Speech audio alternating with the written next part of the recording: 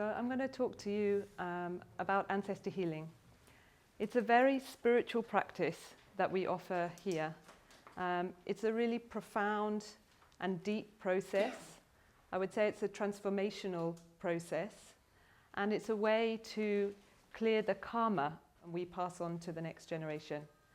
It's about changing the energy and emotional patterns that people create in their life, and they pass on to their children, who pass on to their children, and pass on to their children.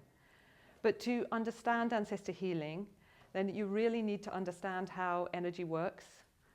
You also need to understand how the body, mind, and spirit are connected in our life, but also how they're connected after we leave our physical life behind. And also when we talk about Ancestor Healing, it's bringing up the question of what happens after we leave our physical life behind, what happens after death. So quite big subjects that we're going to cover tonight in quite a short time. So I'm going to start kind of simply. I'm going to explain a bit about the Jongshim Energy Program and about energy, and I'm going to explain how energy works first of all. So at Jongshim, we offer 3 services that help you recharge with energy and help you open your heart and regain your kind of good-hearted, compassionate nature so that you can be healthy and happy. Energy treatments. How many of you have had a treatment? Quite a lot. Energy classes and energy clearing. And this is our main subject tonight. So energy treatments that we offer here use acupressure.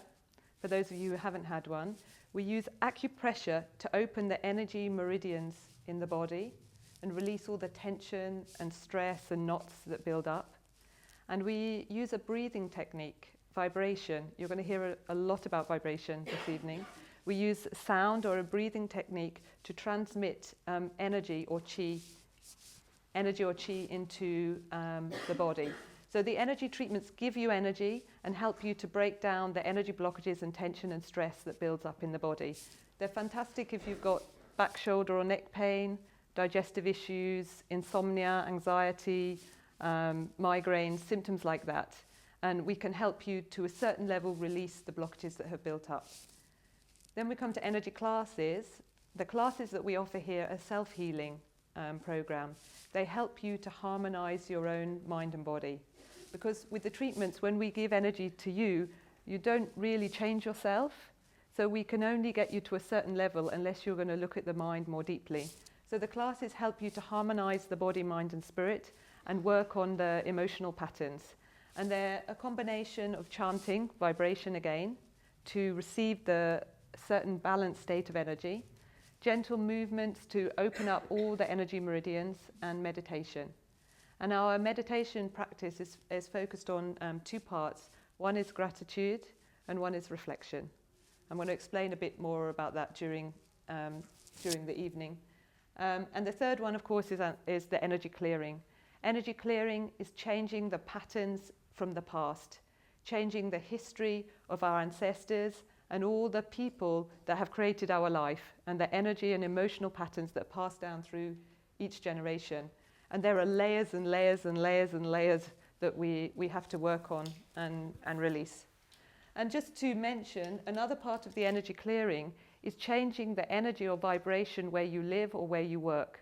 Because in the places where we live, other people have lived there before, and their energy history builds up in places also. So we're not just affected by the energy history of our family, but we're affected by the history of places, the homes or our workplaces. So they're our program. And when people come to us, we tend to guide them to do 1, 2, or all 3. And you can make a program that uses a mixture of these to support your well-being. So energy. Has everyone heard of qi or ki?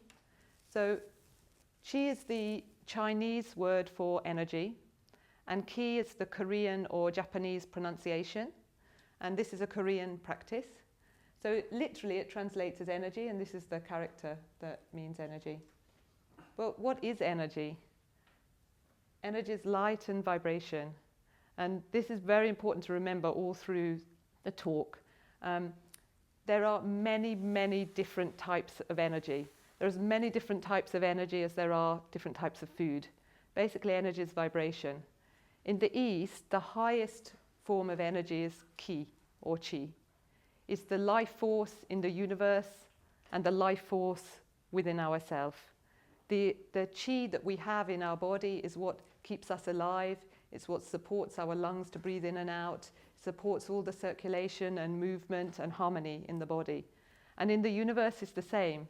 The vibration of the Chi, or the most balanced energy, is guiding all the movement in the universe. So the seasons, night and day, everything's always moving. That's why vibration's very important. Everything is alive. If we are alive, the universe is alive, and everything is following a vibration. So this is energy.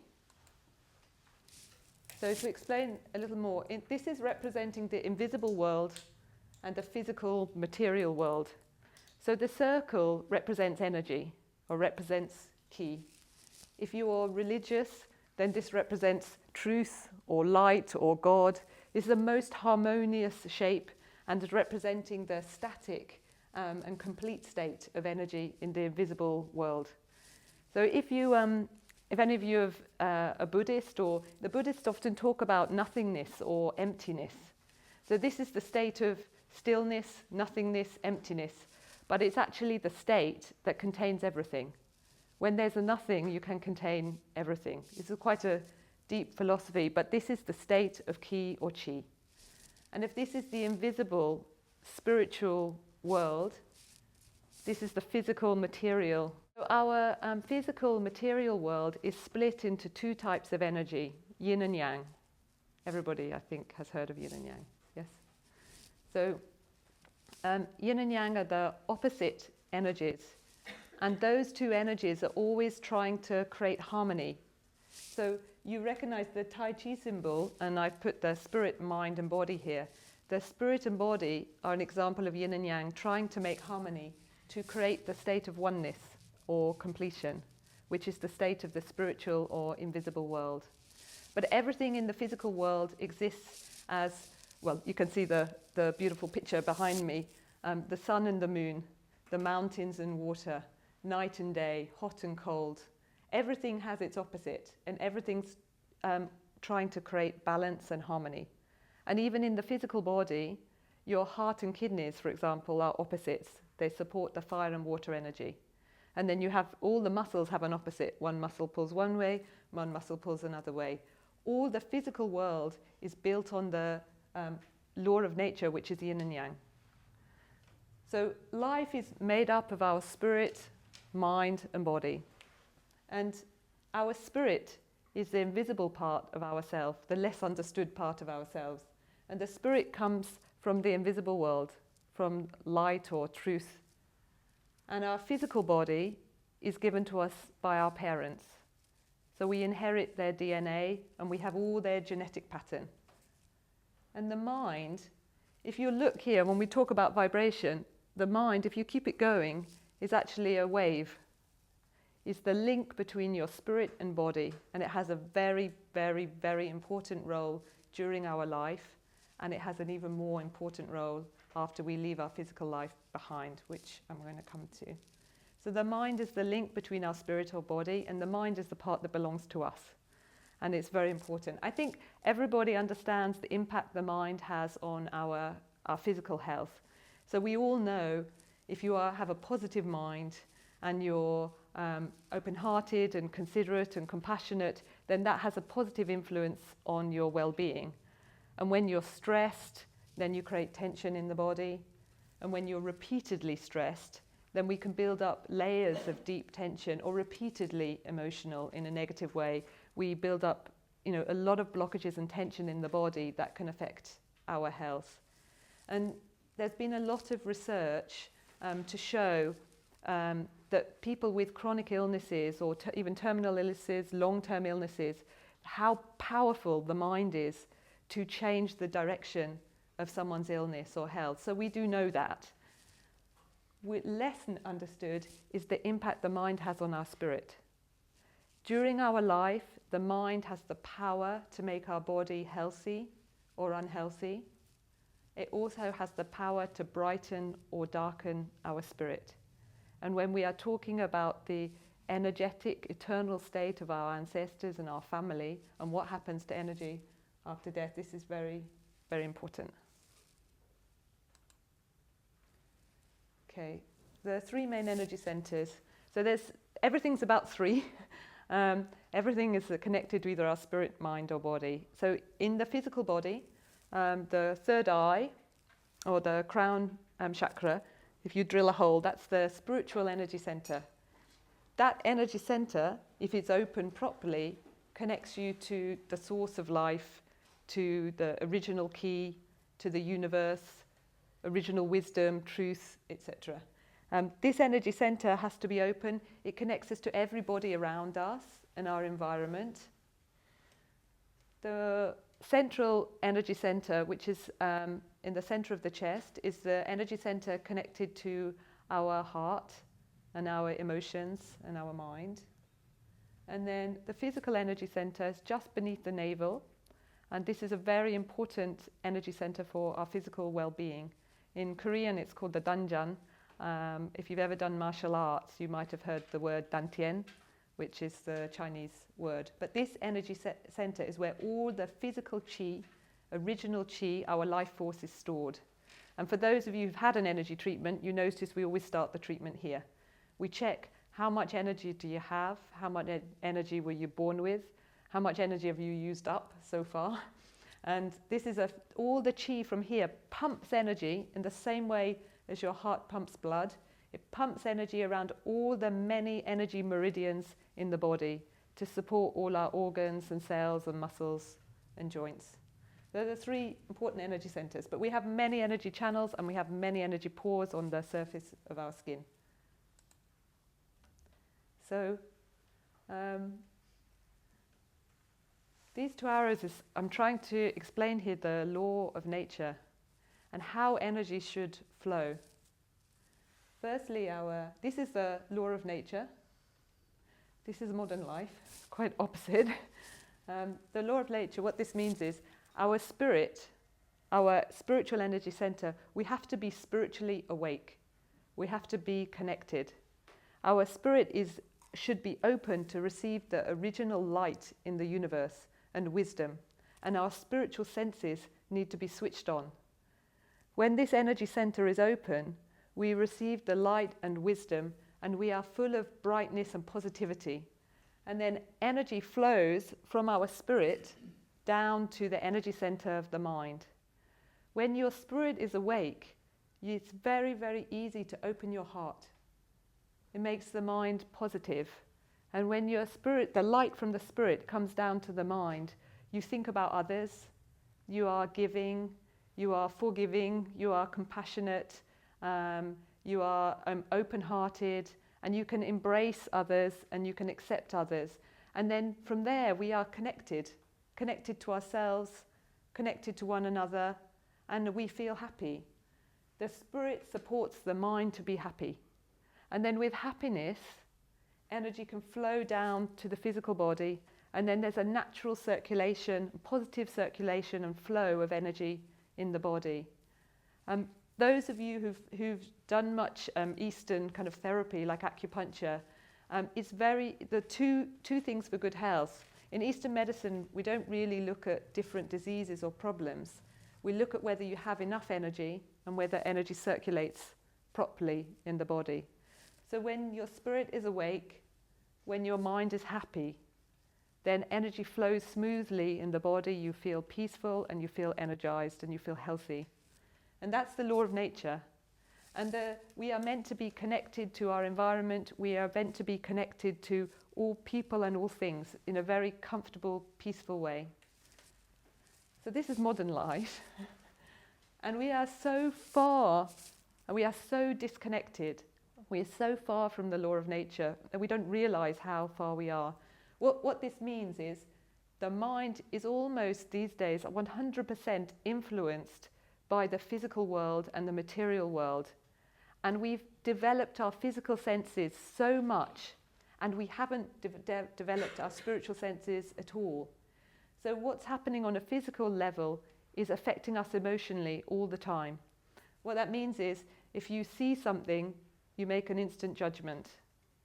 And you hear something and you're upset or you're hurt. And our mind is constantly changing according to what we hear, see, touch, feel. It's constantly changing. The amount of emotions and judgments and feelings you have, negative feelings in one day, is quite extraordinary. So our mind is so unstable. And because of that, we try to protect ourselves and we close our heart. And when we close our heart, we're disconnected from other people and we're actually disconnected from ourselves. And then we have so many insecurities and so many fears and so many worries because we're constantly affected by what's happening around us physically. And when this is happening, we don't even know we have a spirit at that point. Our spiritual energy center is closed. And then in modern life, we are wondering, what's the meaning of life? Is there only a physical life? Is there a God? We don't know what is true, what is not true, because we don't have any connection to our spirit anymore. And even when we are trying to live a spiritual life, the energy and vibration of cities and society stimulates our emotional responses to the physical world much more than it stimulates our spiritual responses. People have lots of energy blockages and lots of problems, and they come to us because they're short of energy generally. I'm sure most people these days are short of energy or don't feel they have enough energy. So if we ignore the first two, people think, energy, that's a good idea. I'll go there, see if I can get some energy. And we give them energy, and most people feel better after receiving energy, after receiving an energy treatment. And we open some of their blockages and we recharge you with energy to a certain point. And then you go back to your daily life and you lose energy and you get stressed and you create more blockages. And then you come back, I need some more energy. So we give you some more energy. And then this cycle continues. And then we start to explain, look, the mind has an impact on your energy circulation. And so then people start to try to look at their mind, look at their emotional patterns, what they need to change in their daily life. But as I've just explained, you can work on the mind, but the mind is supported by our spirit. So unless your spirit is awake, it's hard to be in control of your mind and for your mind to support energy. The mind 100% influences the circulation of energy in our body and the circulation of energy in our life and around us. So when you come here, our classes help you to open the energy centers in the right order, to open the energy center, the spirit, awaken the spirit, receive the balanced chi, original chi, which supports us to balance and harmonize our mind and clear negative emotions and patterns. And then the mind supports the circulation of energy in our physical body. And energy supports, sorry if you can't see at the back, energy supports our blood circulation. And our blood carries all the oxygen and nutrition to all our organs and cells. So to be healthy, you have to be spiritual. This is the law of nature. We don't just have a physical body.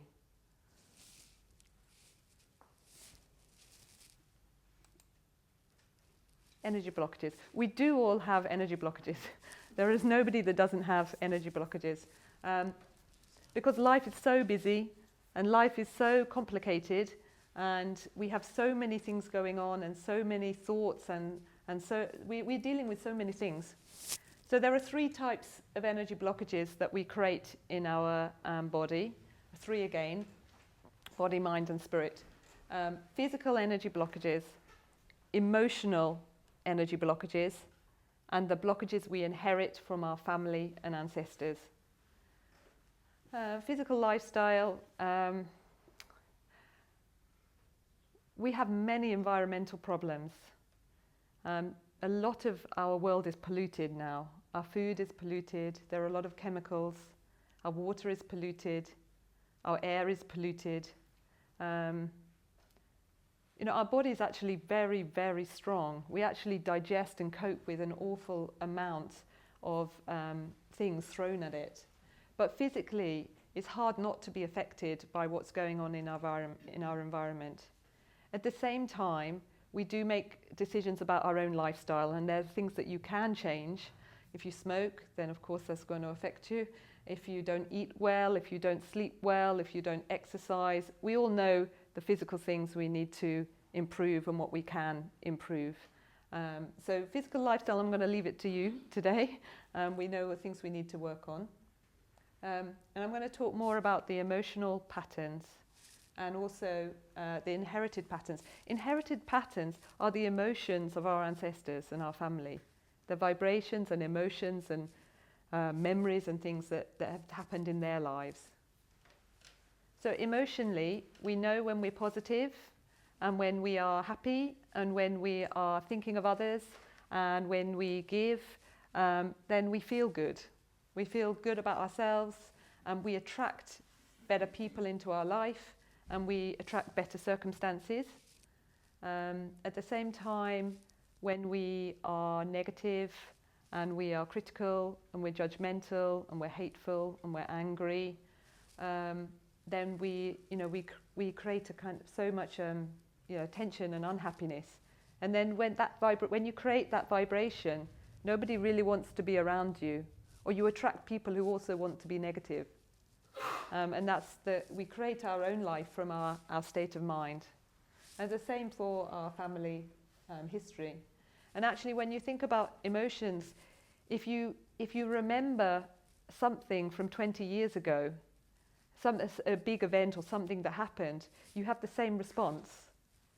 Sometimes you still feel fearful, or you feel guilty, or you still feel angry.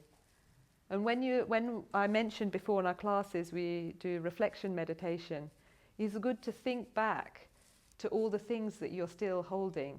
Because emotionally, we're quite complicated. We push many, many things deep down in our system that we don't remember on a daily basis, so we think they've gone. But they hold a certain vibration and they are influencing our energy all the time. So we have layers and layers and layers like an onion. It's the energy history and vibration and emotional patterns of our parents and our grandparents and our great-grandparents, and going back and back. And when we give treatments, we can feel the different type of blockages and the different vibrations that you're holding. And we often recommend, if you haven't been here before, the first step is good to have an energy treatment and energy assessment, because then we can see the type of blockages that you have. But everybody has all three. It's just in different levels. And emotional blockages, when you're going through something very difficult and stressful, at that point you have so much tension in the body and you drain so much energy.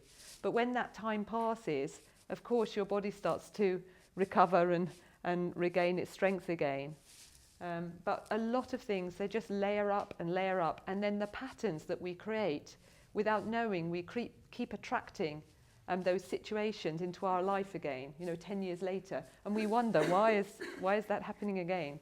Why have I got someone who seemed different, was exactly the same as the last man I met 10 years ago, because we're attracting that vibration. So to talk about vibration, nature has the most balanced vibration. It's like the wave of the mind I was showing you at the beginning. We long to go into nature. Everybody loves nature because we want to feel that feeling. That actually brings us closer to our spirit, to the source. It reminds us how we should feel. So we go to nature to feel that, but it doesn't help us necessarily to change what's going on inside ourselves. So in terms of vibration, if you're angry and stressed all the time, you tend to have a very fast vibration. And if you work with people who are angry and stressed, it's quite uncomfortable. It's an uncomfortable office. And if you're depressed, you tend to have a very, very sluggish vibration. It's very, very hard to get yourself moving and to motivate yourself. And the energy circulation in the body then becomes very, very sluggish, and you can put on weight and things like that. Everything is connected to vibration. So I'm sure as I'm talking, you're recognizing, certain characteristics or things that you have. But the mind is very complicated. We don't just have one vibration. And it's changing daily. We're all over the place. We have layers and layers and layers of different vibrations. It's like the sea. The surface of the sea is changing according to the weather, the daily weather. But underneath, we've stored many, many, many things in our mind. So I don't know if you know the experiments that were done by the Japanese scientists on water. Yeah. So they're really amazing to understand vibration and understand the mind. So it started with a group of scientists taking water from different rivers and freezing the water and looking at the crystals to look at the difference between the kind of polluted rivers and the clean rivers. And the crystals of a very pure water, like a beautiful kind of snowflake, really symmetrical, really pretty. We have a book outside, you can have a look after. And then they started doing these amazing experiments where they would say words or play music in lots of different languages over the water before freezing the water and looking at the crystals. And they did obviously things like love and hate, and they played classical music and heavy metal. I'm not saying that heavy metal is bad, but they did all kinds of vibrations. And all the positive messages in any language created really beautiful crystals. You have a look at the book. And but when something was negative, there was things like "do it" and "let's do it." It has a different energy. When something was negative, and especially when it was very negative, it didn't even look like a crystal. The shape was distorted, it lost its symmetry and it lost its beauty. And also the polluted rivers were like that. The reason I'm bringing up this experiment is to really understand the impact our mind has, because we are 70% water. We are creating vibration all the time and layers of it. So that you can imagine your cells are 70% water. We have a lot of serious illnesses that happen when the cells change their vibration or change their state. So our mind is really responsible for the vibration of the water in our body. So if you are positive, and it comes back to the research that's been done to show that people's positive mindset does have a huge impact on changing the direction of someone's health. So we have to think about how we're thinking and what we're holding to what vibration we're creating. But I take that a step further. The people around you are also 70% water. And the earth is 70% water. We are not individual. We are connected to everything. It's not food, it's not water, it's not air, it's energy. Energy is more polluted than anything else because of the state of our mind. And the vibration that we create is actually affecting the energy everywhere. I've worked with energy for a very long time. I used to have a lot of health problems, which is how I started this practice. And I've traveled all over the world. And it's very, very hard to find somewhere, even in nature, when energy is still clear. There's a vibration everywhere according to what's happened, especially where there's been a lot of war or battle or trouble. Then of course that energy lingers for a very long time. So our thoughts affect ourselves, our thoughts affect others, and our thoughts affect the world. And the thoughts create a certain vibration. Your words create a stronger vibration. Your actions create an even stronger vibration. And this is, you're getting the picture, I think, about the mind. So I'm going to come back to life, and I'm going to introduce death. So we talked about the power of the mind on the physical body and on our physical well-being. I think you can understand that now. So now you have to understand the power of the mind to influence our spirit, which we're not even aware a lot of the time exists. But when someone's happy and healthy and positive, I keep coming back to this, they tend to look bright.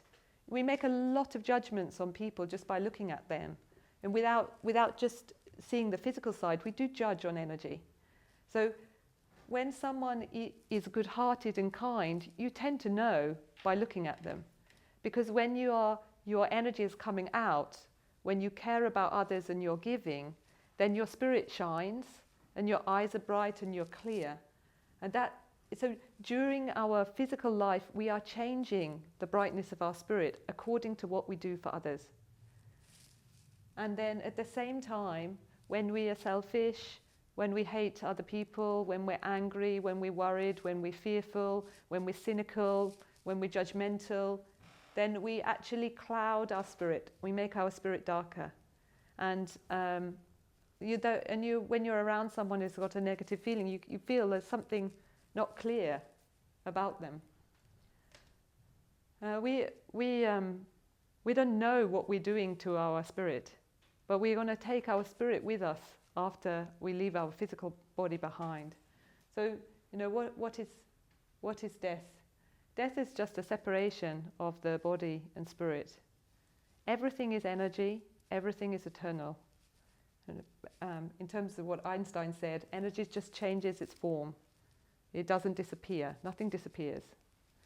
So the physical body is energy. But after we leave the physical body behind, it doesn't belong to us anymore. It belongs to the earth, belongs to nature, recycled by the nature back to all the elements. And if you've ever been with a loved one when they're leaving this world, when they pass away, you feel the moment that the consciousness leaves the body. And you know that the body is not that person. But during our life, we go back to the diagram that talks about how the body influences the mind.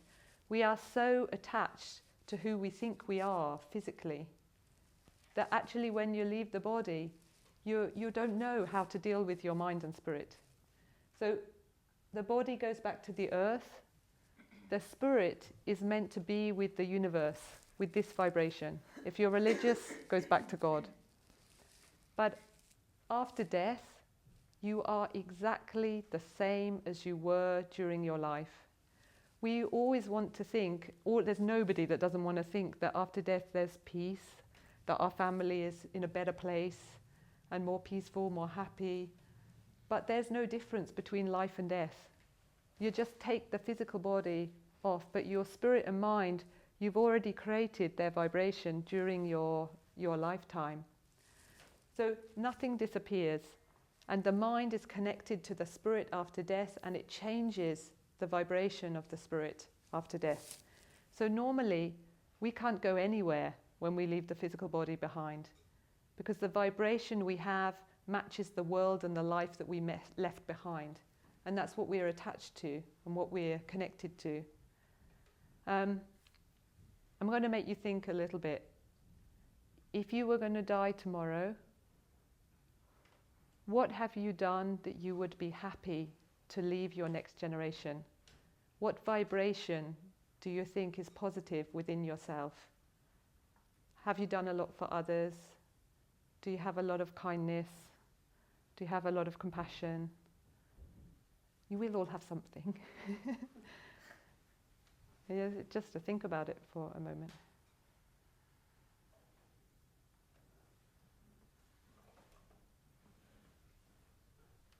And then if you were going to die tomorrow, what wouldn't you want to leave? Your children, your siblings, your family, your friends. What are you still holding that you don't want to leave that vibration behind? What haven't you resolved? What anger, what fear, what guilt, what regret would you have if you leave your physical body behind tomorrow?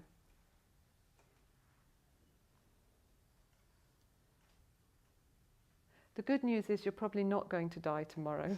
So if you think of something, then this is the time, whilst you have a physical body, you have to change what you're holding.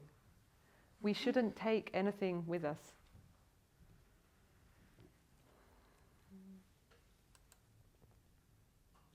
Sorry, this one's a bit small.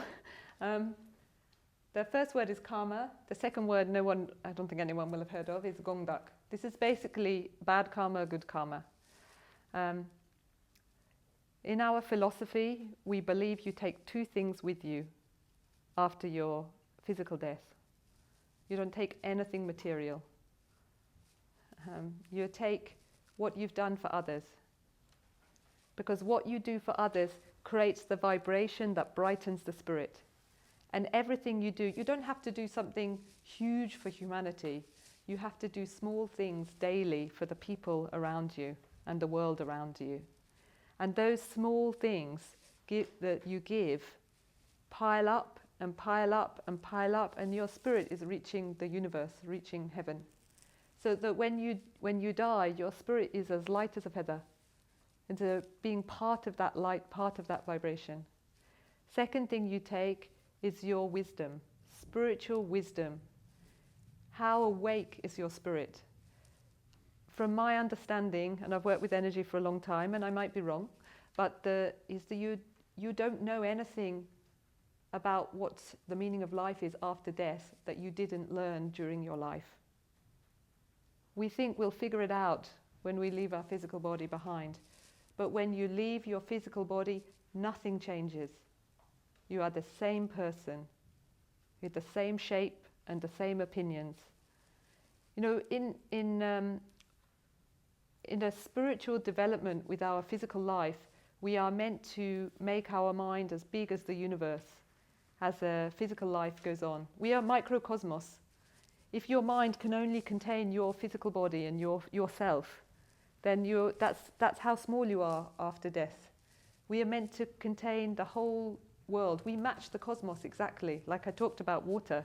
The earth is 70% water, we are 70% water, the eyes of the sun and moon, everything matches if you know a bit about Eastern philosophy. So our mind has to be light. We have to know the meaning of life before we leave our physical life behind. This is a gongdak. But we create a lot of karma. We create karma from everything that we're holding and from things that we've done to hurt ourselves, hurt others, or hurt people in this world. We have to reflect on everything, clear everything, make peace with everything. And so when we talk about ancestor healing, I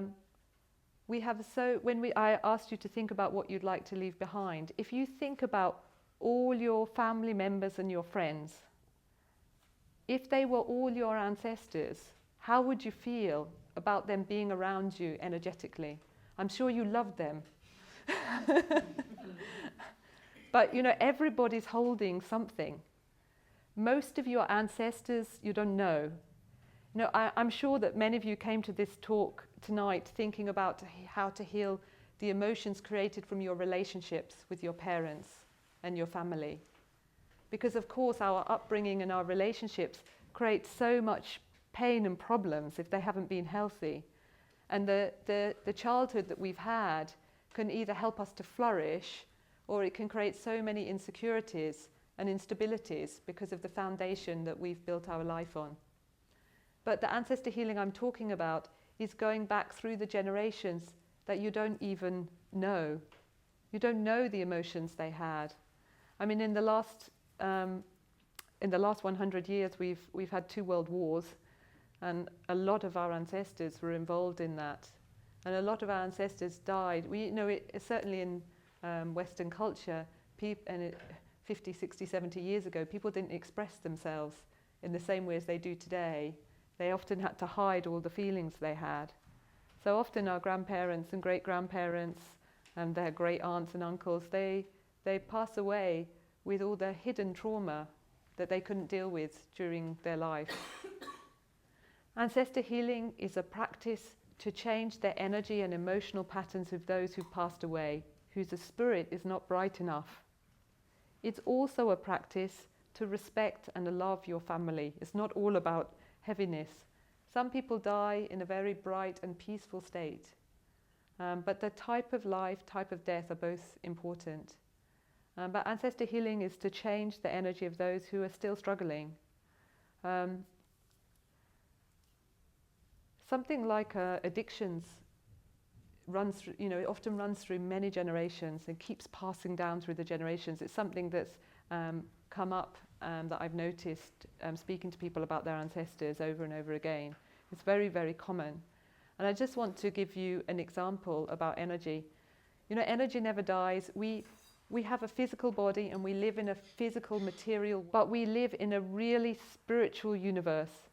And the visible and invisible are just 2 sides of the coin.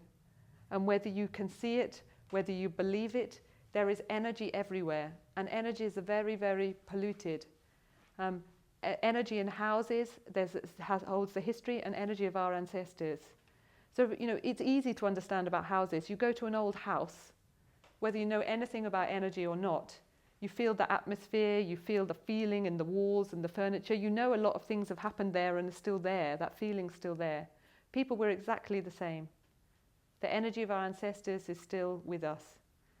So when we take something like addictions, say the grandfather has been an alcoholic for 30 years and he passes away.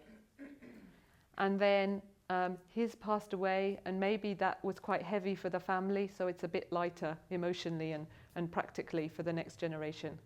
However, he's just left his physical body behind. His way of thinking is still the same. His vibration, the energy he's created in a certain space is still the same. So then say the grandson has a very stressful, busy job. And to cope with the stress at work, he starts having a drink every night. As he uses alcohol to cope with stress, his vibration becomes more similar to his grandfather. And already there's a family vibration. So the grandfather's spirit and energy can connect to him. Without knowing, he starts to pick up the thought patterns and emotions and feelings and desires from the grandfather. But it's through his body and mind, so we don't know. We have no spiritual consciousness these days, so we don't know it's not us. And then the grandson starts to have more and more problems with alcohol, eventually becomes an alcoholic. Is it the grandson's addiction? Is it the grandfather's addiction? It's kind of both. Because even if you do ancestor healing and you help the grandfather to clear the vibration and emotions and energy pattern that he had during his life and is carrying after death, then you still have the mind pattern that's created for the grandson. So we have to work on our body, mind and spirit. But the foundation is what's been given to us by our ancestors, comes to the family tree. We have many, many ancestors, and the invisible world is very, very busy. But for a tree to bear good fruit and to flourish and to produce beautiful flowers and blossom and everything else, everything's coming from the root. The root's invisible. Human beings are the same. You are individual. You make your own choices and you are responsible for your own life. But you build your life on the physical and emotional patterns that have passed down from the ancestors. So how healthy the root is affects your life and your good luck and your fortune and your potential. It's a foundation. So I advise a lot of my clients come with different problems. And often you have many different physical problems. You've got back pain and sometimes you get headaches and you've got this emotional thing, and there are so many things that people are carrying these days. And you can see a therapist for one part and you can change something in your lifestyle for another. But if you focus on all the things bit by bit by bit, it's hard to change yourself. First, you have to take the kind of bigger picture. We are a product of our ancestors' lives. We have their DNA. We are physically imprinted with all their energy history and how they live their lives. We have to clear the patterns from the past and create a better foundation. Then it's much easier to work on your own mind and body. And in terms of karma, just to explain a bit more, there are two types of karma.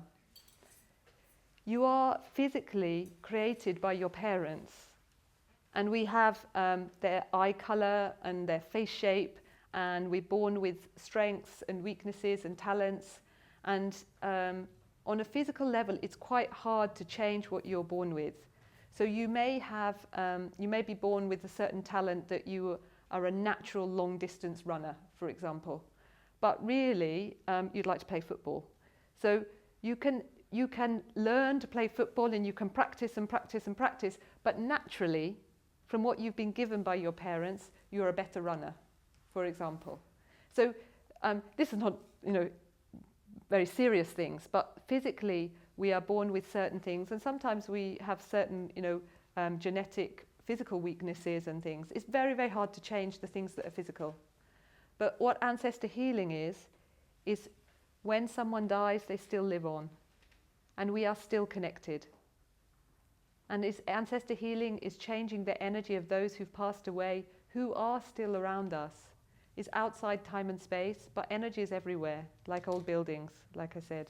And according to your own personality and sensitivity and character, different ancestors with the different siblings, but we're always connected to the invisible world. So ancestor healing is helping those who've passed away to be happier. We always want to help our family and friends that we can see, but ancestor healing is helping those that we can't see, but they have a massive impact on your life. And I think before I mentioned about the idea of the office. You go into an office where everybody's stressed. Even if you're positive, it's bothering you, every day. It has an impact on you. You are carrying the weight of your ancestors. It does affect you. Many people, one of the things they say after ancestor healing is they have incredible clarity. That a lot of negative thoughts or repetitive thoughts they thought were their own disappear. That's one of the most common things, is the mental change, because we are actually picking up the vibration of other people without knowing it. So ancestor healing, changing those around us, and helping all our family members to be in a peaceful place. The idea of the spirit, especially in Western culture, is quite scary. We don't want to. Number one, we want to think we're individual and we're completely in charge of our own life, which we are, but we have to understand the connection we have with others. But this world is very, very busy. Ancestor healing is, as I said, it's a very spiritual process, and it takes 3 weeks, and it works with chanting, vibration. We use sound to change the energy of those who passed away, and also ceremonies. I'm going to show you a picture. This is a ceremony. We have ceremonies like this about 3 times a week in the center. So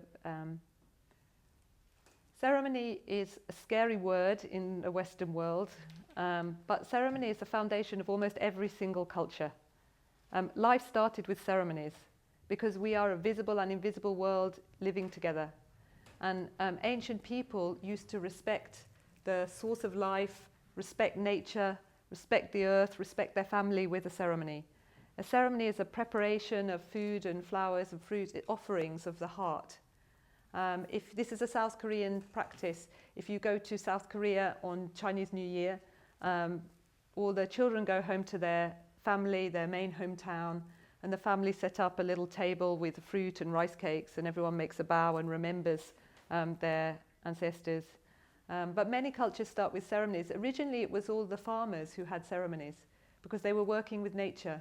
So, it's a bit like the harvest festival, but after you harvest, the farmers would gather the best of every product and offer it back to the universe with gratitude. And that's what a ceremony was. And then they would have a ceremony before planting all the seeds to understand and respect that there's a harmony between the visible and invisible world. So ceremony is a way to connect and show respect. But the main thing here, we are using energy and vibration to change the pattern. Many cultures do ceremonies, many religious practices have ceremonies. The Buddhists have ceremonies for ancestors, the Hindu have ceremonies after people's deaths, many cultures. And Europe too, if you go back far enough. So these tables here, when we're having classes, we do movements and meditation, and this area isn't used. When we have a ceremony, we set up food and fruit and flowers on these 3 tables. One represents the universe or the source. This table is representing nature, and this is for your ancestors. And you offer food that your ancestors would have liked. People are a little bit scared of the cooking part more than the spiritual part sometimes, but we can help with that. It's 4 ceremonies over a 3-week period, and daily chanting if you can, but as much chanting as you can, which you can do at home or you can come here. But the process, there are many different ancestor branches, and you could do, for example, for your father's family line or your mother's family line. And then this vibration, these ancestors can receive energy through your body and mind. We are not physical beings, we're spiritual beings. So with chanting and vibration, we transmit energy to the ancestors. Most people who are sensitive, when they join the ancestor healing, they feel quite heavy, quite tired, quite emotional, and then after the ceremony, very, very light and clear and peaceful. And after the process is finished, it's not that your ancestors leave you, but their vibration is brighter, so you're more in charge of your own energy. So many people say, oh gosh, how can I just get rid of them? I don't want my ancestors bothering my life. That's the most common thing I hear. But the family is built on love. Life is built on love. Creation is love. So all the family have a good intention for the next generation. But after death, you belong to the static state of energy. I showed you the two diagrams. The physical world is active. The reason you have a physical body is to brighten and change your spirit. Once you leave your physical body behind, your state is fixed. It's very, very hard to change it. That's why helping ancestors is one of the most beautiful things you can do for people who've passed away and can't change themselves. And then a lot of people doing the ceremonies, they feel this incredible feeling of gratitude from somewhere, and relief and peace. It's a really, really powerful transformational process. I want to tell you one story and then we'll come to a close. I had a client who lost her mother. It was 10 years before I met her. I won't go into the accident, but the mother hit her head and she passed away. And this lady came to see me because she was not managing to her work, and she was so exhausted and so drained, and she was getting extreme pain in her head. And she'd been to so many doctors and therapists, and she tried everything, and there was nothing and no results of anything. So she couldn't find a way to get rid of the head pains, and it was getting more and more difficult, and she was thinking of leaving her job. And I started giving her treatments, and then we talked about her history, and she told me about the accident that her mother had had. And she wasn't at that time very interested in helping all the ancestors she didn't know, which is not uncommon, but she did the ceremony for her mother. And it was really, really touching when she did it. It was very beautiful. She prepared the food her mother used to like, and she came to each ceremony. The ceremony is also a kind of process to create peace, show your love for somebody. So she did the ceremony every week, offered the food for her mother, and her energy started to get better. And emotionally, she felt a huge change and healing. But the pain in her head disappeared after the 4 ceremonies. And she couldn't believe the results. And there are lots of stories like this where, I've heard one in Korea that somebody had a terrible knee pain, and they went to all kinds of doctors and to find a solution again. There was no explanation for the problems in their knee. Because of Asian culture, the final thing they did was visit the graves of the ancestors, which, if you know anything about Asian culture, sometimes in the mountains, there's the graves in the right order depending on the generation, a few of you nodding. And they found a tree had fallen over one of the ancestors' graves exactly across the position where the knee would have been. And they tidied up the ancestors' graves and moved the tree, and he didn't have any problems anymore. So there are many, many stories like that. But mainly when you do ancestor healing, it's a devotional, respectful process to help all your family. Helps all the living family. You don't have to bring them all, just one person can do it, but it lifts the energy from the whole family. You can't change, a lot of people say, will it change my husband? Will it change my mother? But you can't change other people. You can lift the karma and energy from them, and they can change themselves, but they still have their own mind and way of thinking. But I really recommend ancestor healing as something to create a spiritual foundation. And it really is important to understand from this talk, energy never dies. Our spirit lasts forever. What you do for your spirit is more important than anything else, and the mind is the most powerful tool you have in your life to brighten your spirit. If you are interested in knowing more about Ancestor Healing, you can book a consultation and we can go through your branches. I'm a bit out of time, so I'm not going to do it today. Did you want to give your... I'm just actually going to call Sophie up here. She's just going to share her story for a few moments and then we'll finish. Hello. So I first came here last September.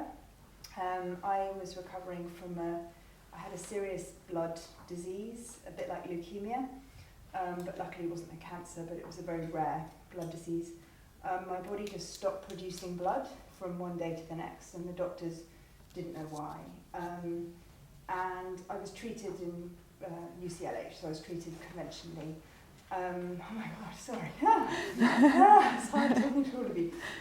So I was treated conventionally in a hospital, but coming out of that process, I was in remission, but I didn't feel better. I kind of felt still just exhausted, really. And so I came here, I was just looking for something. And I've been looking for a long time. I'd had other illnesses in the past. I'd had chronic fatigue, IBS, digestive issues. I'd never felt particularly energetic. I'm 35 now, but it was from about 18 onwards I've never felt very energetic. So I'd searched always for something, and I tried acupuncture, I did an ayahuasca ceremony with 2 shamans, I did, you name it, therapy. At one point I was seeing 3 therapists because there was the NHS one, and then there was the other one, and then there was anyway, so I saw a lot of different people. And my friend recommended this place, and so I came and I did some treatments, and I immediately felt, I felt the energy when I had the treatment. The first time I had the first treatment was with Master O, who's the person who brought this practice to the West, and I actually just sobbed through the first treatment. It was like something was just lifted and taken away that I just never thought about since. Maybe something to do with guilt, I'm not sure. And so yeah, I had several treatments with Master O. I really loved them, and then I said to him, is there anything else I can do? Because I felt like I wasn't getting a fast enough kind of result, really. And he suggested Ancestor Healing. And so I had a consultation about it, and I talked about my lines. And I think I was both drawn to it and scared of it immediately, was my response. So I felt very moved by the idea of helping my ancestors who were no longer with me. It felt like a very beautiful concept, the idea of almost like having your ancestors to dinner, making food for your ancestors felt like a very beautiful concept to me. I'm Jewish, and on 3 out of my 4 grandparents are Holocaust survivors, and then the 4th one has their own issue. The great-grandfather died in the First World War and so on. So there's a lot of pain and trauma in my family, just even within the grandparents I know, so before you even get any further back.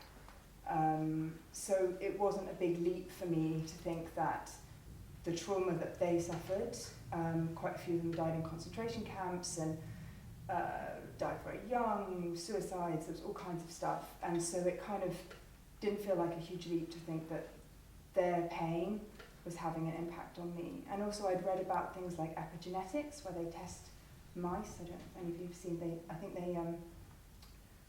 they try and get mice scared of the smell of cherries. They give them an electric shock when they smell cherries. And then the next generation of mice, though they've never had the electric shock, when they smell the cherries, they're frightened, I think is the idea. I'm not a scientist. But so I'd read about that, and I thought the fact that it's sort of been proven that trauma is passed down in DNA led me to think, well, there's something in this, combined with the fact that I got so much out of the treatments. So I kind of just took a leap of faith, not really knowing what it was. And yeah, I had a really extraordinary experience. I think, as Emily was saying, it is a very deeply spiritual experience, and I would say it connected to me, to my spirit, in a way that I'd never felt, deeper than I'd ever felt before. And again, obviously, I tried meditation along with all my other many things. When I was ill for about 18 months, and I meditated a lot. But this was on a much deeper level, and this room on ceremony nights, this room is just extraordinary, the atmosphere and the energy here, and I really felt my ancestors were there, and I felt, exactly as Emily says, I felt heavy, and I felt anxious, and I felt all kinds of things, and for the first time it occurred to me that those feelings, many of which I recognised from my daily life, anxiety, that kind of thing, it occurred to me that those feelings actually maybe were not all from me, that maybe I was on a daily basis experiencing my ancestors' feelings, really. And I started to create in my mind, even through the ceremonies, a little bit of distance, where I'd come in and one ceremony I just felt really reluctant. I just thought, I can't be bothered to do this, I don't know why I'm here, this is really stupid. And I managed to find in my mind the idea that, well, I am committed to this actually, and I'm here, so why do I feel reluctant? And then I realised, well, maybe that's one ancestor or several ancestors, that's their reluctance and apathy that I'm experiencing. And that distance gave me the confidence to keep going, and made me feel like it was okay that I felt those feelings, and they weren't me.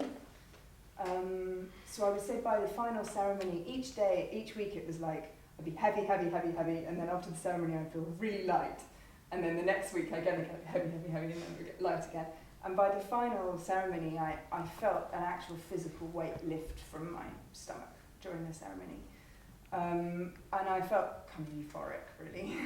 I felt this kind of clarity and lightness. And I would say that the feeling has remained of just distance from my patterns, that my patterns aren't me, and that, yeah, of course I still get anxious and I still have difficulties and stress and all the rest of it, but I'm not kind of right up in the stress. There's a sort of a space, and I can do things, I can chant, or I can come here and connect, and I immediately feel a very profound difference. So yeah, I mean, for me it's been genuinely life-changing, and I've been through quite a few life-changing experiences prior to this. So, thank you. Thank you very much.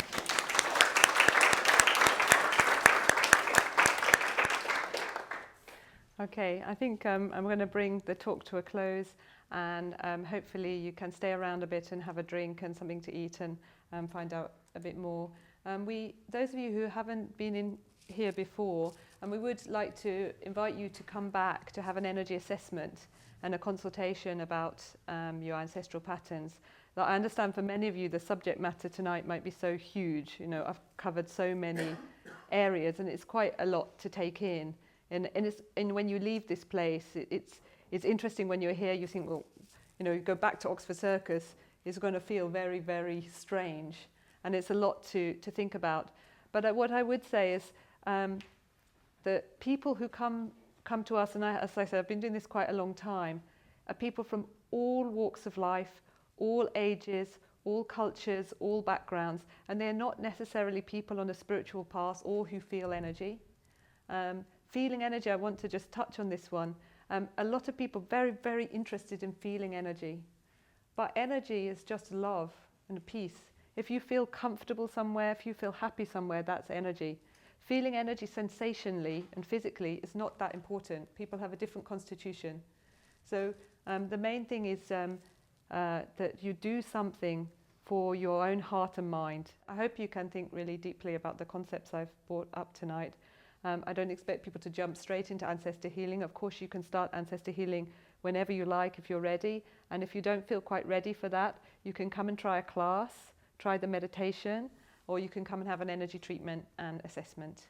Thank you very, very much for coming. It's very hot in this room. I'm sorry if you're all overheating.